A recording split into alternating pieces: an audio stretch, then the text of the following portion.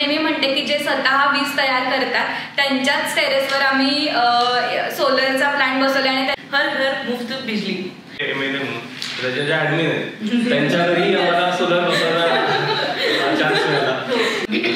Electric गाडी, two wheeler, four wheeler घ्यायचा विचार करत असाल तर निश्चित सोलर पॅनल खूप इम्पॉर्टंट राहील तुमच्यासाठी. तरी नव्हती तरी सुद्धा आपल्या देशासाठी काहीतरी आपण करतो या विचाराने त्यांनी सोलर सिस्टीम बसवली.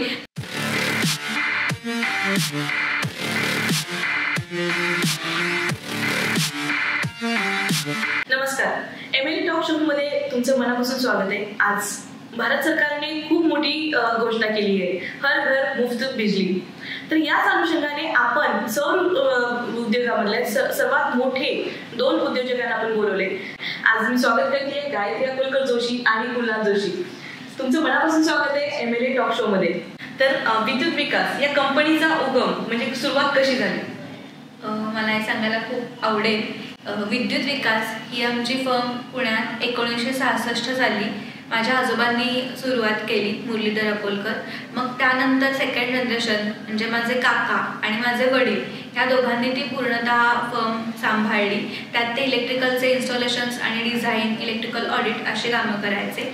माझं इंजिनिअरिंग झाल्यानंतर मी आमच्या फर्मला जॉईन झाले आणि आता मी आणि कुणाल दोघंही विद्युत विकास ही फर्म बघतोय आणि पुढे नेतोय. सो त्यातही आम्हाला खूप आनंद आहे. सो जेव्हापासून मी एनर्जी ऑडिट ची कामाला सुरुवात केली तेव्हापासून मी विद्युत विकासची अशी एक नवीन टॅगलाईन केली आहे की तुमचं विजेचं बिल म्हणजे इलेक्ट्रिसिटीचं बिल हे परमनंटली 0 युनिट करते. सो भूलना मत, बचत का दुसरा नाम, गायत्री अकोलकर जोशी फ्रॉम विद्युत विकास. गायत्री, काय सांगशील तुझी जर्नी? माझी जर्नी इलेक्ट्रिकलची म्हणलं तर लहानपणापासून सुरू झाली. मी इलेक्ट्रिकल इंजिनियर आहे आणि एनर्जी या विषयात मी MTech केलेलं आहे. सो आमचा हा फॅमिली बिझनेस आहे. आजोबा, वडील, काका यांनी तो सुरू केला 1966 मध्ये आणि कुणाल माझे मिस्टर हे पण आम्हाला जॉईन झाले. सो आम्ही आता सगळे मिळून हा बिझनेस बघतोय आणि इलेक्ट्रिकल आणि सोलरचा हा व्यवसाय पुढे नेतोय. कुणाल, काय सांगाल? माझं पण BE इलेक्ट्रिकल झालंय आणि MTech एनर्जी झालंय. मी आधी इलेक्ट्रिकल कन्सल्टंट म्हणून काम करत होतो.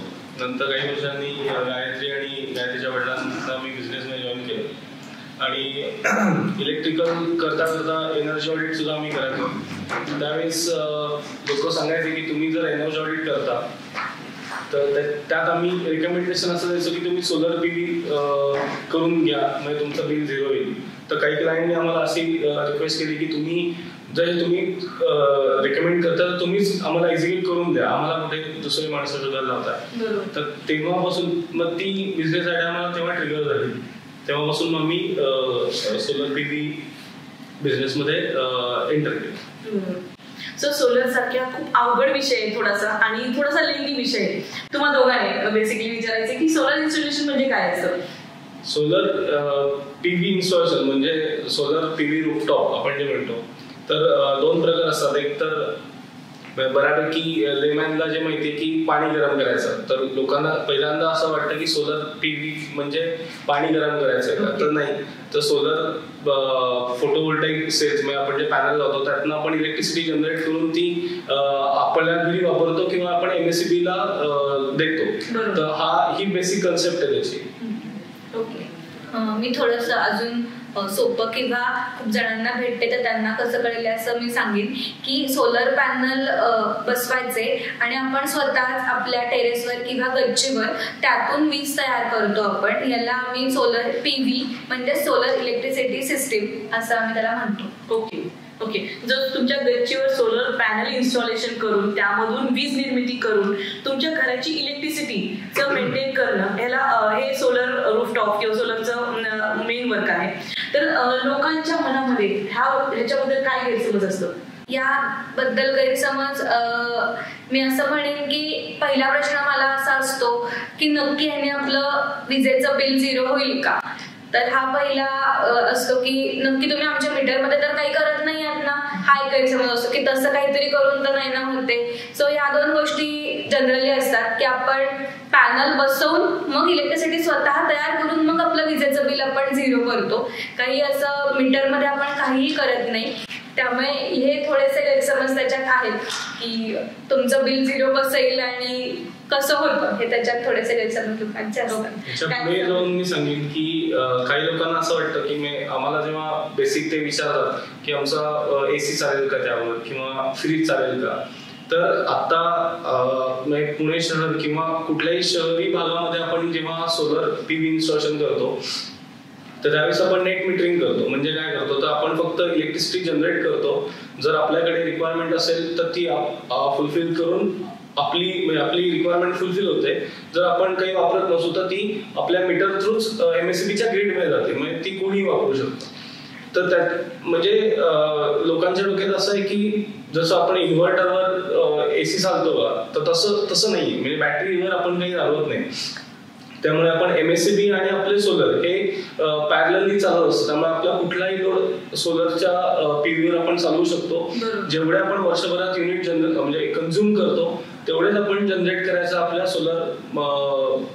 सोलर सिस्टीम मधून आपण प्रयत्न करतो, म्हणजे आपलं बिल 0 येईल. सगळ्यात महत्वाचं हेच आहे की सोलार म्हणजे सूर्यापासून जी एनर्जी येते ते पॅनल मध्ये कलेक्ट करून त्याच्यावर तुमचे इलेक्ट्रिसिटी जनरेट होते. आणि जेव्हा इलेक्ट्रिसिटी जनरेट होते, जेवढं तुम्ही कंझ्युम करता ते इलेक्ट्रिसिटी तिथं वापरली जाते आणि तुमच्या मीटरचं बिल 0 होऊ शकतं. तर भारत सरकारने आता नवीन घोषणा केली की सौर ऊर्जेचा खूप मोठा संकल्प केलाय. तर ह्याचा इम्पॅक्ट आपल्या पुढच्या बिझनेसवर किंवा आपल्या पुढचे घरमालक म्हणजे फ्लॅट सिस्टीम वाले आहेत किंवा बंगलोवाले आहेत किंवा इंडस्ट्रियल एरिया, तर ह्याच्यावर काय कुठला इम्पॅक्ट पडेल? खूप चांगला इम्पॅक्ट आहे. माननीय प्रधानमंत्री नरेंद्र मोदीजी यांनी ही योजना आणली आहे. हर घर मुफ्त बिजली योजना किंवा सूर्यघर योजना या अंतर्गत 1 करोड घरांवर सोलर रूफटॉप सिस्टीम बसवायची आहे. सो यात दोघांचाही फायदा आहे, कंझ्युमरचा पण म्हणजे जे ग्राहक आहेत त्यांचा पण, आणि आपल्या शासनाचा किंवा सरकारचा सुद्धा ह्याच्यात फायदा आहे. कारण की सोलर सिस्टीम बसवल्यानंतर घरातल्या सगळ्या गोष्टींचा वापर करून म्हणजे AC, fridge, geyser, light, fan, कुठलंही तुमची पिठाची गिरणी असेल सगळं वापरून सुद्धा तुमचं विजेचं बिल 0 येणारे हा ग्राहकाला फायदा आहे. आणि ते केल्यामुळे कार्बन एमिशन आपले कमी होणार आहेत, म्हणजे जे हवेचं प्रदूषण आहे तेही कमी होणार आहे. त्यामुळे आपल्याला त्याचा राष्ट्रालाही त्याचा फायदा होणार आहे. सो ही दोघांनाही फायदा होणारी अशी सिस्टीम आहे. काय सांगेल पुन्हा? आपण आता म्हणजे पूर्ण भारतामध्ये सगळ्यात जास्त जे पॉवर जनरेशन आहे ते वाफेवर होतं. तर वाफ करण्यासाठी आपल्याला कोळसा लागतो. तर मग कोळसा जाळून आपण ती इलेक्ट्रिसिटी जनरेट करतो. मग त्यामुळे जे काही प्रदूषण होतं, तर आता आपण सोलर जर PV आपल्या घरी लावलं तर भारत सरकारला फायदा काय होतो की हे पॅरलल छोटे छोटे त्यांना पॉवर जनरेशन प्लांट्स त्यांना बनवून मिळतात. मग त्यामध्ये थोडी इन्व्हेस्टमेंट आपली असते, थोडी सबसिडीच्या स्वरूपात थोडी इन्व्हेस्टमेंट सरकार करतं. मग त्यांना जर आता कोळसा हा काही वर्षांनी संपणार आहे, मग आपल्याला कशावर तरी डिपेंडंट राहावं लागणार, तर ते होऊ नये म्हणून मग आतापासूनच जर प्रत्येक घर सेल्फ सस्टेन झालं की त्यांनी स्वतः जनरेट केलं आणि त्यांचं चालू आहे, तर मग हा गव्हर्नमेंटला असाही फायदा आहे की मग दुसऱ्या देशांवर आपण निर्भर राहू शकत नाही. तर ह्या सगळ्या गोष्टींमुळे आपल्यालाही फायदा होतो ऍज अ ग्राहक म्हणून, आणि ऍज अ बिझनेस म्हणून आम्हालाही जेवढे प्रोजेक्ट वाढतात तसे आम्हालाही तो फायदा होतो आणि गव्हर्नमेंटलाही फायदा होतो. म्हणजे स्वार्थही आणि परमार्थही आहे की आम्हालाही बिझनेस मिळतो आणि राष्ट्राचाही त्यात फायदा आहे. खरंच आहे. खूप मोठी कामगिरी आहे सौर ऊर्जा म्हणून. तर ह्या सौर ऊर्जा म्हणजे ह्यामध्ये बऱ्याचशा गोष्टी नवीन येत राहतात. तर तुम्ही दोघं कसं माहिती आणि तंत्रज्ञान तुम्ही स्वतःचं कसं अपडेट ठेवता? आम्ही त्यासाठी काय करतो की बरेच सारे सेमिनार्स असतात, म्हणजे जे काही सोलर पॅनल बनवणारे लोक असतील किंवा इन्व्हर्टर बनवणारे लोक असतील तर ते लोक सेमिनार्स ठेवतात किंवा त्यांचे वेबिनार्स असतात किंवा कॉन्फरन्सेस असतात. तर त्या अटेंड करून की नवीन डेव्हलपमेंट काय आहे आपल्या सोलर इंडस्ट्रीमध्ये ते समजतं, किंवा छोट्या गोष्टी असतील की सोलर साठी लागणारा फॅब्रिकेशन असेल तर फॅब्रिकेशन मध्ये सुद्धा काही नवीन गोष्टी येतात की फॅब्रिकेशन आपण कसं वेल्डिंग आणि या गोष्टी करतो, तर आता पूर्ण डिटॅचेबल फॅब्रिकेशन सुद्धा मिळतं की आपण काही थोड्या प्रमाणात ते पूर्ण फॅब्रिकेशन काढून समजा कोणाला शिफ्ट करायचं तसंही करता येतं. या गोष्टींचंही आपल्याला त्यातनं ज्ञान मिळतं. सो हे थोडासा ऑफबीट प्रश्न आहे. बंगलोवाले तर सोलर रूफटॉप लावू शकतात, पण जे सोसायटीवाले आहेत किंवा जे फ्लॅटवाले आहेत तर त्यांनी कसं सोलर रूफटॉप लावू शकतील, म्हणजे सोलर लावू शकतील? फ्लॅट धारक सुद्धा लावू शकतात, फक्त त्यामध्ये कन्सर्न असा असतो की सोसायटीकडनं त्यांना टेरेस एरिया, म्हणजे आता समजा एका सोसायटीमध्ये 10 फ्लॅट आहेत आणि त्यांच्याकडे 1000 स्क्वेअर फीट जागा असेल तर सोसायटीने जर त्यांना परमिशन दिली असेल की प्रत्येक माणूस 100 स्क्वेअर फीट आपण वापरू शकतो, तर त्यांच्याकडनं जर ती परवानगी असेल तर प्रत्येक फ्लॅट धारक सुद्धा ही सिस्टीम बसवून घेऊ शकतो. म्हणजे असं आहे की असा एक GR पण आहे की जर का सोसायटीकडे जागा उपलब्ध आहे आणि जर का कुणाला सोलर बसवायचं असेल तर सोसायटीला ती जागा त्याकरता त्यांना द्यायला लागते. फक्त तुमचे फ्लॅट्स किती आहेत आणि जागा किती वरती टेरेसवर अवेलेबल आहे त्यानुसार ते आपल्याला तिथे सोलर सिस्टीम आपण बसवू शकतो. सो फ्लॅट धारकांसाठी सुद्धा किंवा सोसायटीसाठी सुद्धा खूप मोठी ऑपॉर्च्युनिटी आहे. आणि मला असं वाटतं की आता सबसिडी पण मिळते, भारत सरकारकडून सबसिडी पण मिळते, तर त्या सबसिडीबद्दल तुम्ही काय सांगाल? हो, सबसिडी ही घरगुती ग्राहकांकरता आहे, म्हणजे रेसिडेन्शियल कन्झ्युमर.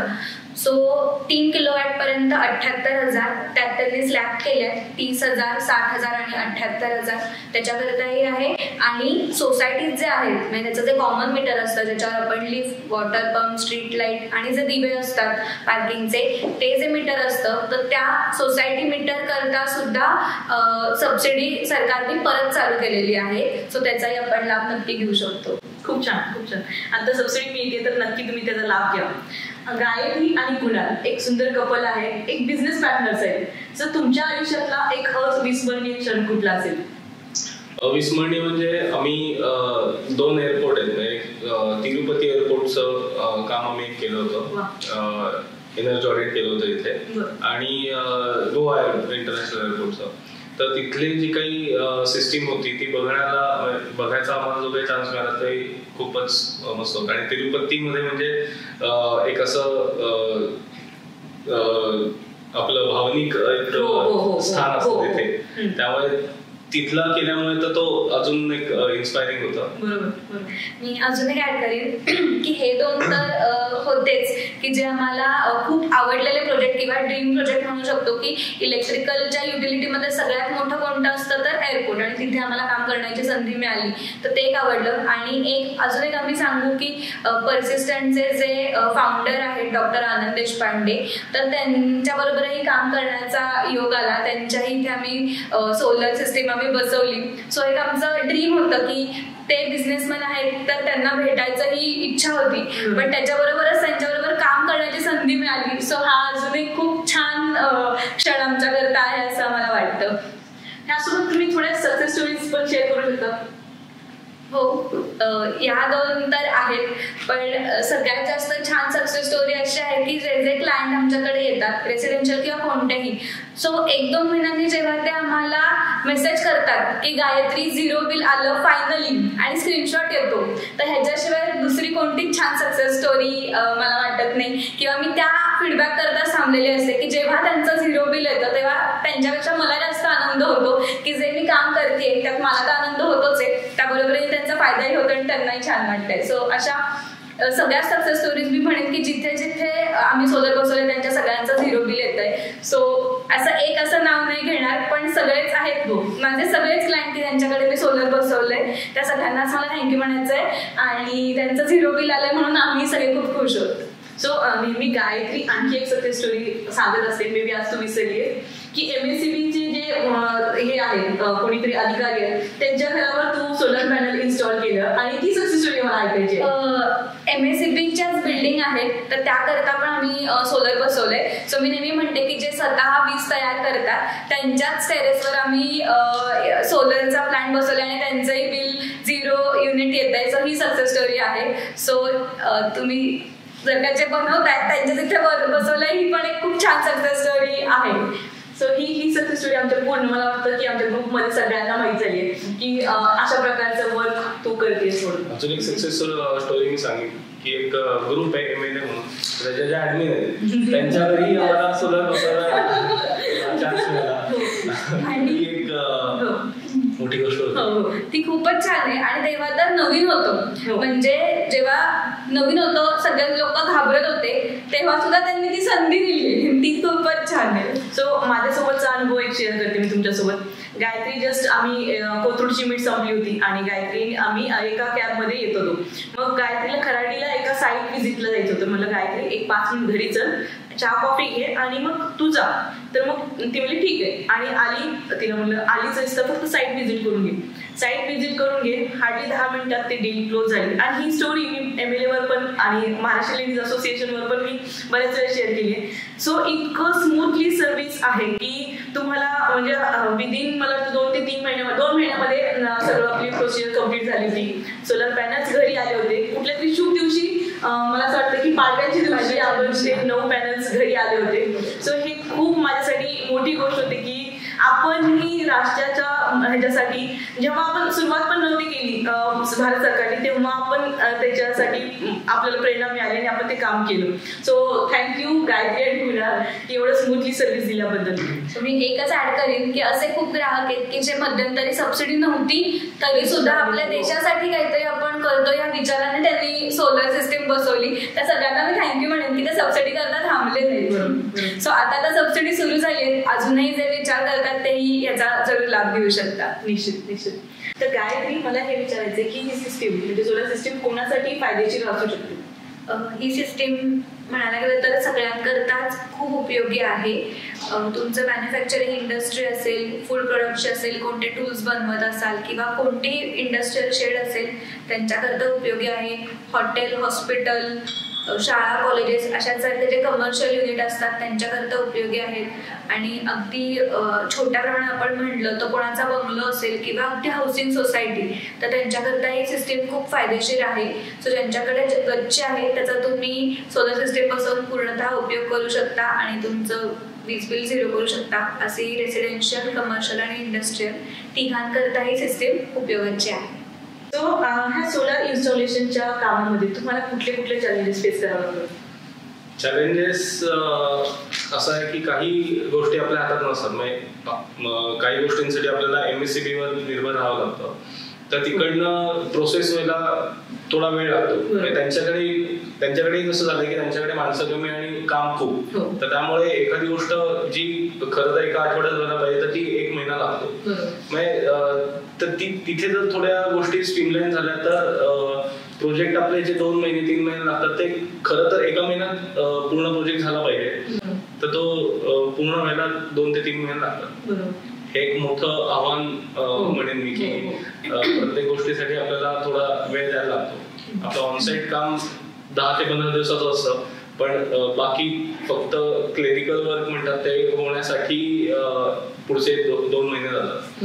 तर मग त्या कामामध्ये थोडंसं काही सुधारणा झाली तर बरं. मी म्हणेन की अजून थोडी ही प्रोसिजर स्पीडअप झाली तर अजून थोडे जास्त प्रोजेक्ट्स करतात. सो हे अनकंट्रोलेबल आहे की आपल्या कंट्रोलमध्ये नाही ही गोष्ट, त्याच्यामुळे त्या गोष्टीला वेळ लागतो. तर मला विचारायचंय की आता भारत सरकारने एवढी मोठी घोषणा केली तर त्यानंतरही त्याच स्पीडनं काम चालू आहे का थोडंसं स्पीडअप झालेलं आहे? त्यानंतर स्पीडअप झालेलं आहे, कारण की जसं आपल्याला भरपूर कामं करायचे आहेत तसंच MSCBला सुद्धा ह्याच्यातनं फायदा आहे. कारण की ही जी वीज रेसिडेन्शियल मधली वाजते ते इतर ठिकाणी ते देऊ शकतात, कमर्शियल किंवा इंडस्ट्रियल प्रोजेक्टला. सो ते त्यांच्याकडनं सुद्धा खूप प्रयत्न करत आहेत की लोकांनी सोलर रूफटॉप बसवून घेणं. आता तसं त्यांनी सुद्धा खूप प्रमोशन किंवा ही स्कीम लोकांपर्यंत पोहोचवण्याकरता खूप त्यांचेही प्रयत्न चालू आहेत. काही गोष्टी आधी जे डॉक्युमेंटेशन होतं तर ते आपल्याला तिथे जाऊन सबमिट करणं किंवा अशा गोष्टी होतात. त्यांच्याकडनंही काही चांगल्या गोष्टी काय होतात की बऱ्यापैकी 90% गोष्टी आता ऑनलाईन झाल्या. म्हणजे आपण दिवसातल्या कुठल्याही तासात आपण ती गोष्ट करू शकतो, अपलोड करू शकतो. फक्त त्यांच्याकडनं आता अप्रुव्हल येणं हा एक फक्त पार्ट आता त्यांच्याकडे चाललाय. पण आता या योजनेमुळे सुद्धा त्यांचं थोडंसं काम वाढेल. पण मला खात्री की ते लोक सुद्धा आता त्याच स्पीडनी काम करतील. निश्चित.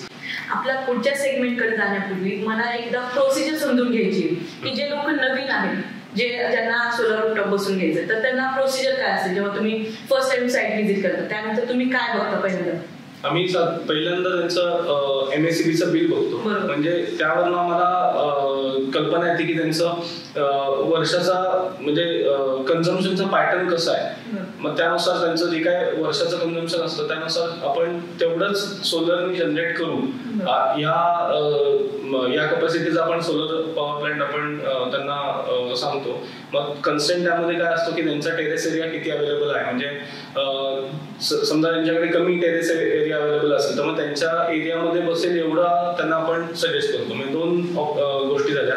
एक त्यांचं MSCBचं बिल की MSCBचं कन्झम्पशन त्यांचं किती होत आहे आणि त्यांच्याकडे असलेला टेरेस एरिया. ह्या 2 गोष्टी असतील तर त्यावरून आपल्याला आपण पुढे प्रोसेस करतो की त्यांना कोटेशन वगैरे देतो. आणि नंतर अजून एक त्यामध्ये गोष्ट असते की त्यांना आपल्याला MSCBच्या बिलावर त्यांच्याकडे एक सँक्शन लोड असं असतं. तर MSCBच्या रूलनुसार की आपण सँक्शन लोड पेक्षा जास्त सोलर पॉवर प्लांट बसू शकत नाही. तर मग एखाद्याला जर जास्त कॅपॅसिटीचा सोलर पॉवर प्लांट बसवायचा असेल तर मग आपल्याला MSCB कडनं त्यांच्या लोड ऍडिशन करून घेणं आणि मग ते आल्यानंतर त्याचं सोलरचं ऍप्लिकेशन करून मग ते अप्रूव्ह करून मग आपण आपल्याला साईट व्हिजिट करतो.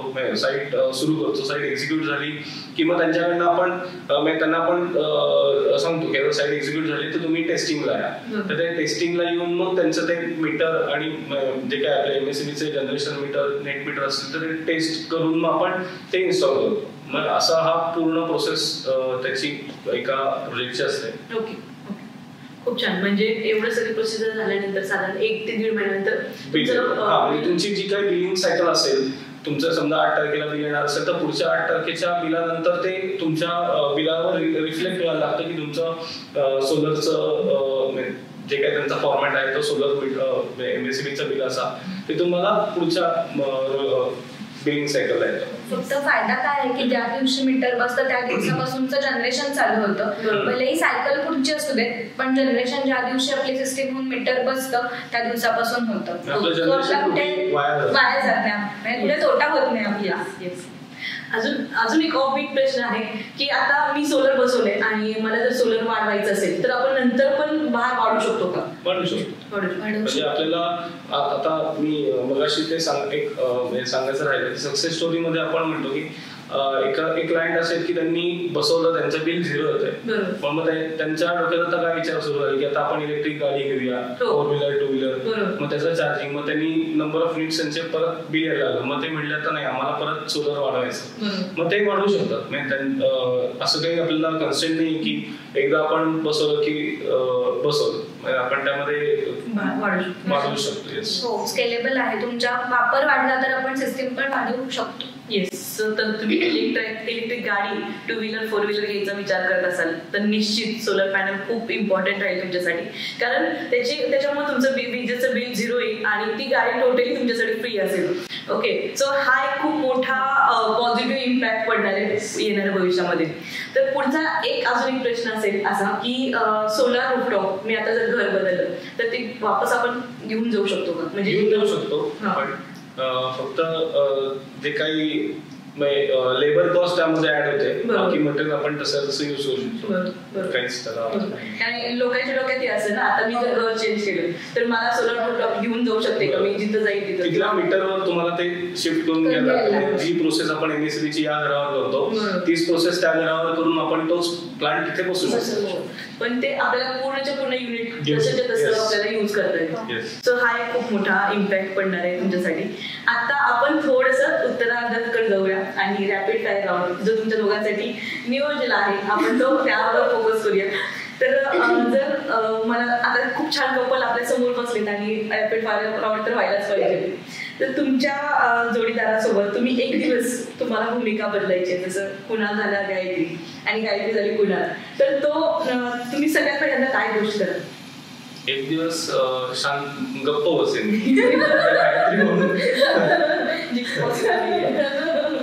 आणि मी कुणाल झाले तर बहुतेक मी सगळीकडे वेळेत पोहोचेल. खूप मस्त. किंवा वेळेच्या आधी पोहोचेल. सो गायत्री तुला ह्या गोष्टी फोकस करावं लागेल. तुम्ही जेव्हा सोलर पॅनल बसवले तेव्हा त्यानंतरची तुमची एकदम अविस्मरणीय प्रतिक्रिया कोणती होती? बिल 0 आलं हीच म्हणजे त्यांचा जो आनंदाने फोन येतो हीच आमच्यासाठी अविस्मरणीय गोष्ट असते. फोन येतो, स्क्रीनशॉट येतो, लोक स्टेटसला अपडेट करतात, त्यांच्या ट्विटरला अपडेट करतात, माननीय प्रधानमंत्री मोदी यांना टॅग करतात, ह्याच्याशिवाय आनंदाची कुठलीच गोष्ट नाहीये. खूप छान. जेव्हा तुम्ही साईटवर जात असतात, म्हणजे कधी कधी वेगवेगळे साईट्स असतील, तर साईटवर जाताना फोन हरवण्याची जास्त शक्यता आहे.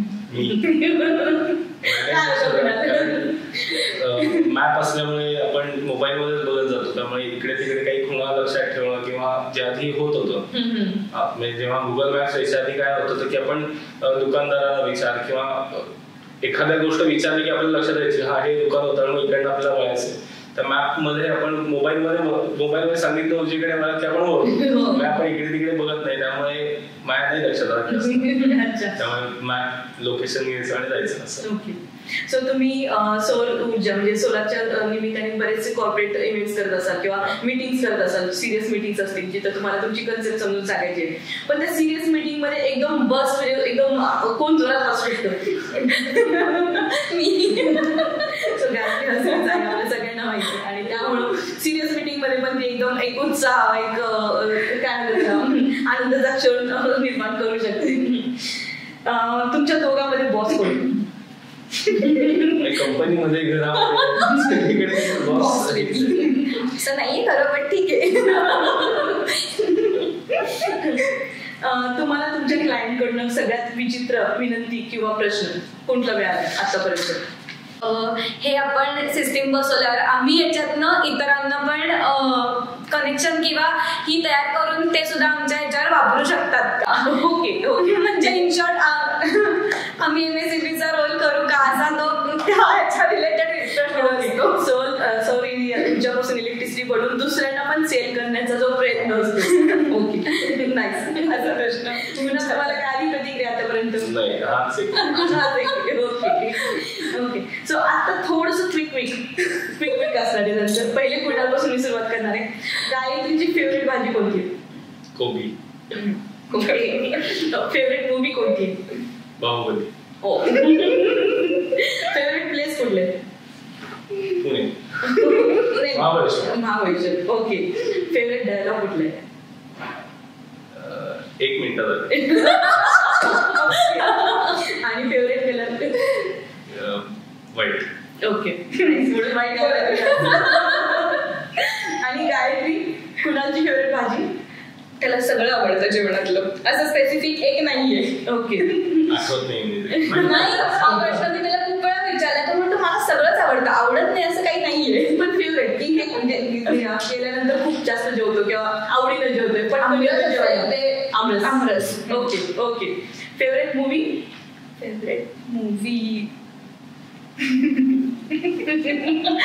सगळ्याच तुम्ही इतक्या आनंदाने बघतो की मला नाही माहिती.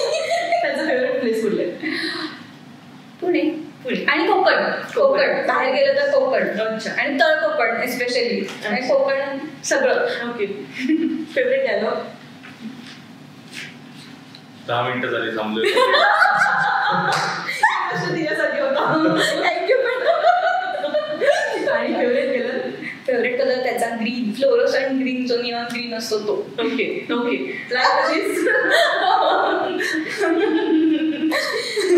सो जर तुमच्या दोघात भांडण झाली तर पहिले सॉरी कोण बोलतो?